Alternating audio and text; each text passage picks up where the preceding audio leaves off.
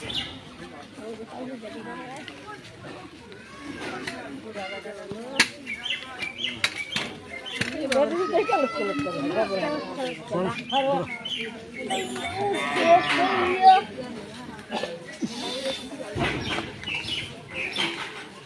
যে মাছটা দেখ, এই যে মাছটা নিয়ে মাছ খেতে, এই যে দেখুন দিকে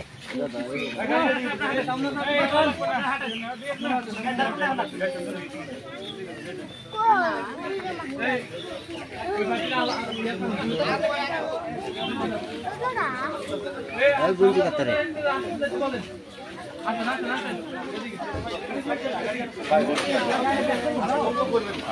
জীৱৰ সন্দেহযুক্ত নাগৰিকক আটক কৰি লৈ অনা হৈছে।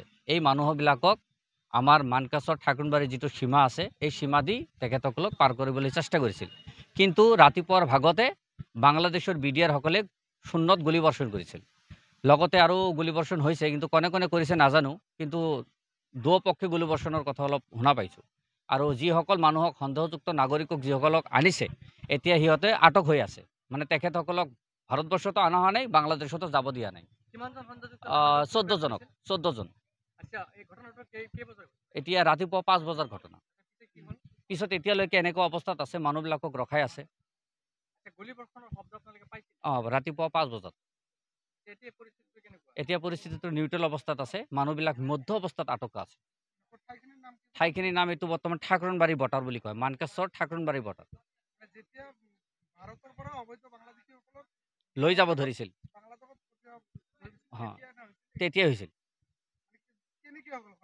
এইটো ঘটনাটো মই ৰাতিপুৱা নাজানো, বৰ্ডাৰত আমালোকক যাবই নিদিয়ে।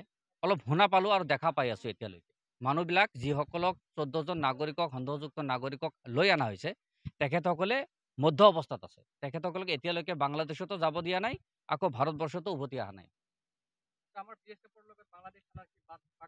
বাঘ ভিতৰত অলপ ৰাতিপুৱা এইটো গুলীবৰ্ষণৰ অলপ শব্দ শুনা গৈছে।